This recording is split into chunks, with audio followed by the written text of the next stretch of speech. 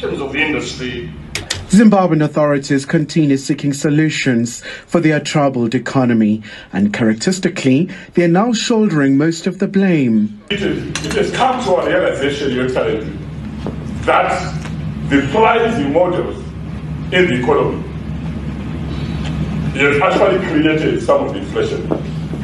And some of the pricing models have, unfortunately, Your Excellency, been supported by procurement, by government, ministries, departments, and agencies. But the country's president did not take lightly to his secretary's submissions. Comrade Guvamatanga, it is fortunate that what he said has been said in Zimbabwe. And you said it in China, would now have candidates for execution.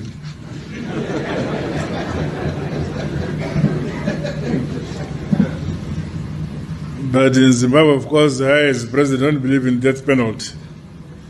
We need to find other forms of punishment. The country's finance ministry hosted a Zimbabwe economic. So basically, the reason why I am bringing this issue this morning is because it is of much importance.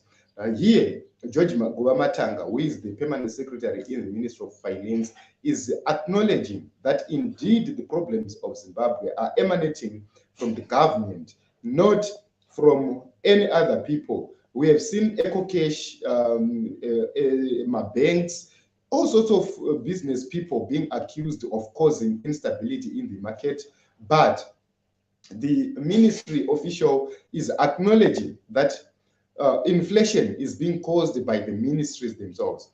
And I'm going to highlight this issue and elaborate further. He says it is caused by the issue where we are talking about procurement from government ministries. And how do they cause this to happen?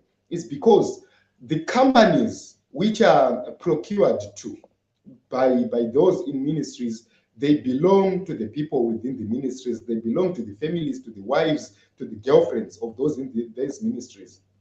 So they cannot use an interbank rate when buying to their own companies. They want to be paid more so that they benefit as well, and they cushion themselves from whatever is happening. They profit here, they make a lot of money.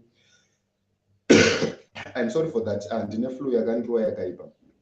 So the problem now is inini ndine company yangu ndiri kushanda ministry. Kana tichida kutenga anything mu ministry, I approach my company and say, guys, bring my an invoice. Here is the tender papers. They bring an invoice, then is a black market rate. This is what is happening. So how can ordinary businesses use interbank rate when the ministries are using black market rate as acknowledged by George Guvamatanga? This is a direct acknowledgement by the government of Zimbabwe to say, President Mnangagwa, you are turning a blind eye on corruption. Secondly, the people who get these tenders in terms of procurement tenders for government, these are big wigs, cartels, the likes of companies, Anakudata Gurei, and so forth. These are the people who get these tenders as well. So they don't use interbank rate. They use black market rate because benefits. Then they go to the RBZ. They take foreign currency at very low rates and they profit here. This is how they are destroying the economy. This is how they are destroying everything.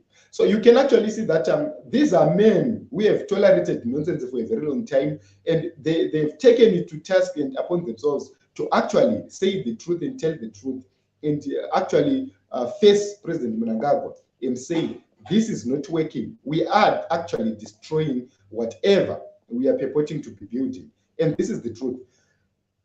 So it shows that the ministers or the government ministry officials, they now see light and they are now ready to talk or to tell the truth. However, the unfortunate part is that President Mnangagwa didn't take it lightly, and he warned George Guvamatanga that if it was in China, they would have even begun execution, but because of Zimbabwe. So it means these are threats, threats after threats, threats after threats. President Emmerson Mnangagwa failed to acknowledge that indeed these people are actually affecting whatever is happening. He went on to blame sanctions and say our problems are premised on sanctions or sabotage.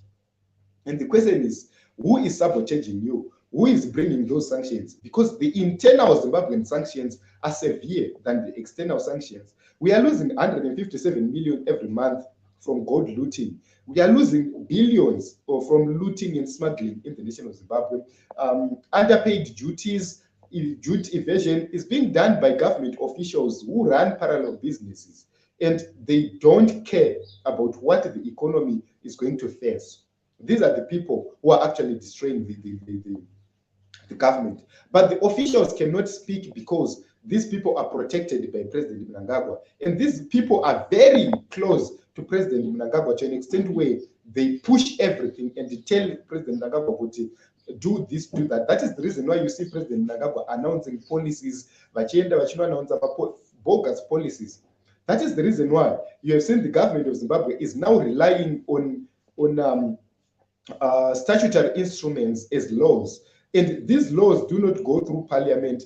It is between the minister, the cartel, and the president. And they draft a statutory instrument. It is passed into law. It begins to operate. It benefits the elite, not the people of Zimbabwe. So if these issues are not being scrutinized in parliament, and they've created arbitrage and a collapse of the economy. If you look in 2019, every bank account was robbed by Mtuli, and every savings were eroded. Same in 2009. Chamisa also did the same. So you can actually see that the problems of Zimbabwe are broad-based, and they come from the top and they go down. So whenever you see corruption in the government of Zimbabwe, it emanates from the top, and nobody is willing to stop this. But the good news is that the people in the government of Zimbabwe have begun to realize that there is need to tell this order the truth, and only the truth shall set Zimbabwe free. So this is it, Team Zimbabwe. I don't know if you came late, please revisit the beginning of this video. I attached that video between Guvamatanga and President Emmerson Mnangagwa. And it's a shame that Zimbabwe is going through this. Let us register to vote. Let us continue to mobilize for voter registration and actually vote in 2023. If we don't do that, we are in trouble for another 5 years.